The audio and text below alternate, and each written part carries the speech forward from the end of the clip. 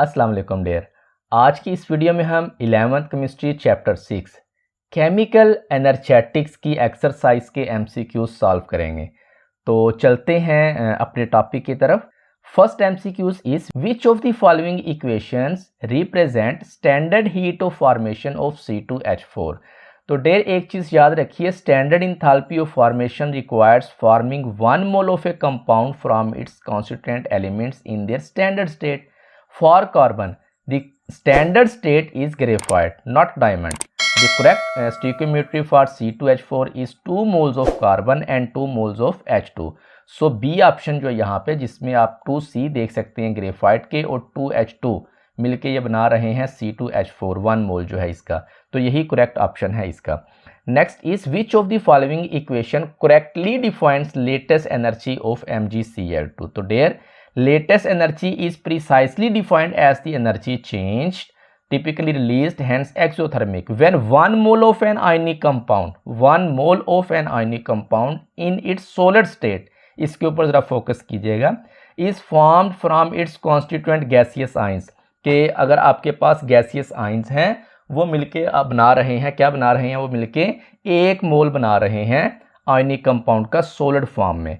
तो यहाँ पे देखें ऑप्शन जो डी है ना, यहाँ पे option D correctly shows the formation of solid MgCl2 from its gaseous science. तो यही ऑप्शन जो है ना ये करेक्ट है। यहाँ पे देखें ये गैसियस साइन है, नीचे यहाँ पे देखें जी लिखा हुआ है, Mg2+ के नीचे भी जी है, Cl- के नीचे भी यहाँ पे देखें जी है, मतलब ये गैसियस आइंस हैं, ये मिलके MgCl2 बना रहे हैं सोलिड फॉर्म में।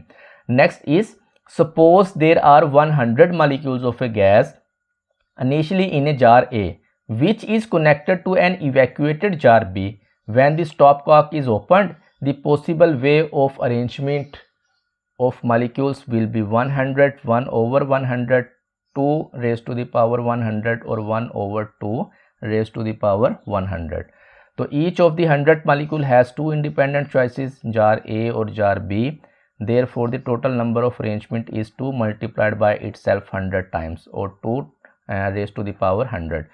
So exact option is C option.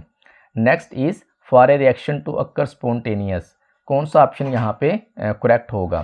Delta H minus T delta S must be negative, delta H plus T delta S must be negative और delta H must be negative, delta S must be negative। तो there एक reaction अगर वो spontaneously occur होता है, for a process to be spontaneous at constant temperature and pressure, the Gibbs free energy change delta G must भी होनी चाहिए negative. The Gibbs free energy equation is क्या होती है? Delta G is equal to delta H minus T delta S, therefore delta H minus T delta S must be negative. तो यहाँ पे जो पहला ऑप्शन है ना ये करेक्ट बनता है। Next is the caloric content of food often expressed in calories, kilocalories, is fundamentally related to which thermodynamic quantity during its metabolism or combustion. So there caloric content of or heat of combustion directly measures the heat released or absorbed during a reaction at constant pressure, which is the definition of enthalpy change delta H. So ये C option enthalpy change delta H ये correct है। Next is which of the following quantities is not typically determined using Hess's law?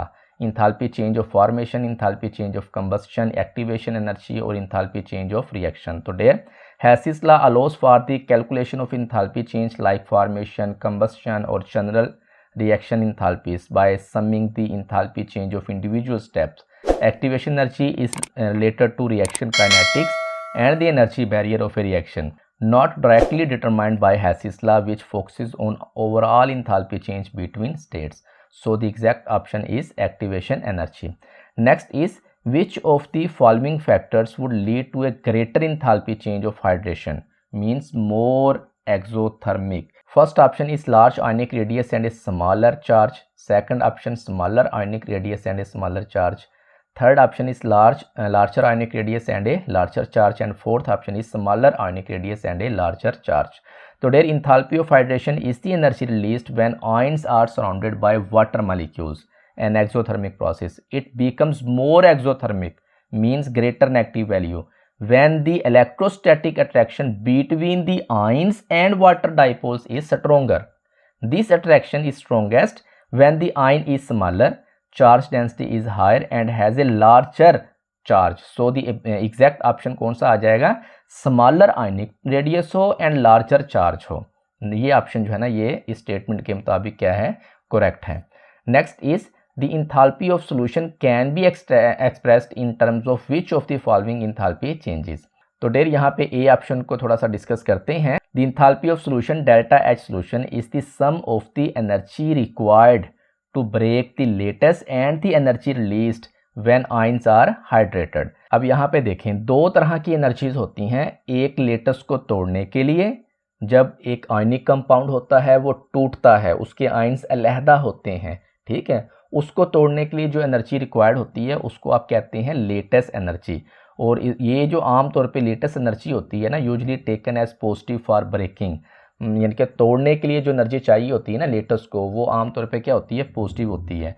And energy released when ions are hydrated, जब ये ions टूट जाते हैं और पानी के मॉलिक्यूल्स उनको घेर लेते हैं. जैसे एक पॉजिटिव आयन है तो उसके इर्द गिर्द पानी के मॉलिक्यूल्स आएंगे नेगेटिव किनारे से, ठीक है, और एक नेगेटिव अगर आपके पास आयंस है एनाइन, उसके इर्द गिर्द पानी के मॉलिक्यूल्स आ जाएंगे पॉजिटिव किनारे से और उसको घेर लेंगे. इसको हम कहते हैं हाइड्रेशन. और ये वाली जो एनर्जी होती है ना डेल्टा एच हाइड्रेशन, ये आमतौर पे नेगेटिव होती है. इन दोनों को आपने जमा करना है, ठीक है. Therefore delta H solution is equal to delta H lattice plus delta H hydration. तो यही यहाँ पे ऑप्शन जो है ना ये करेक्ट है, ऑप्शन जो है A. Next is which of the following reaction has an enthalpy change that is equal to the standard enthalpy of formation of water. तो their standard enthalpy of formation defines the enthalpy change for forming 1 mole of compound. इसके ऊपर थोड़ा सा focus कीजिएगा. 1 mole of compound from its constituent elements in their standard state.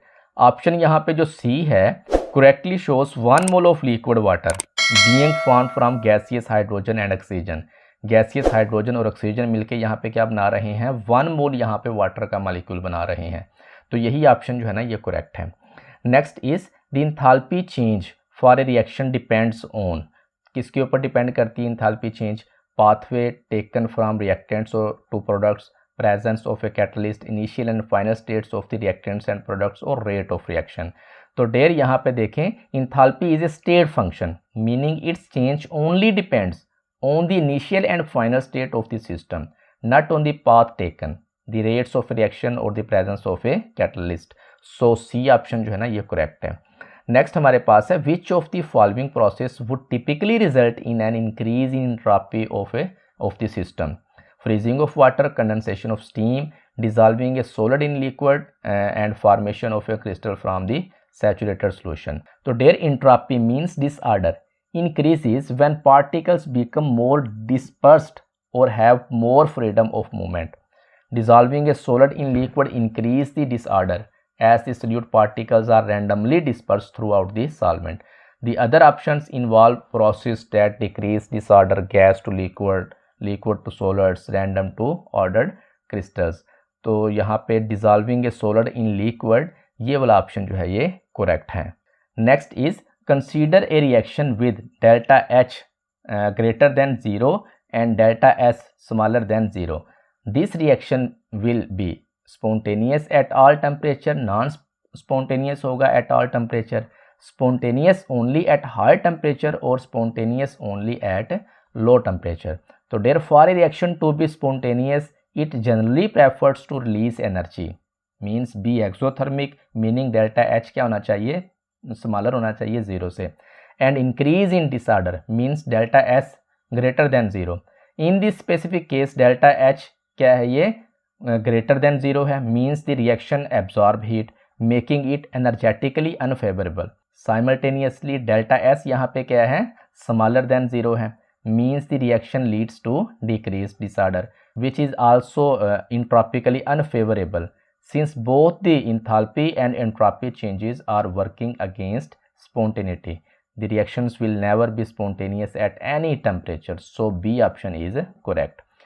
तो dare ये थे chapter 6 की एक्सरसाइज के MCQs. अगर आपको इसके मुतालिक किसी भी किस्म की कोई कन्फ्यूजन है तो आप कमेंट लाजमी कीजिएगा, इंशाल्लाह मैं रिप्लाई करने की कोशिश करूँगा. नेक्स्ट वीडियो में हम शॉर्ट क्वेश्चन करेंगे चैप्टर 6 की एक्सरसाइज के. तब तक के लिए अल्लाह हाफिज़.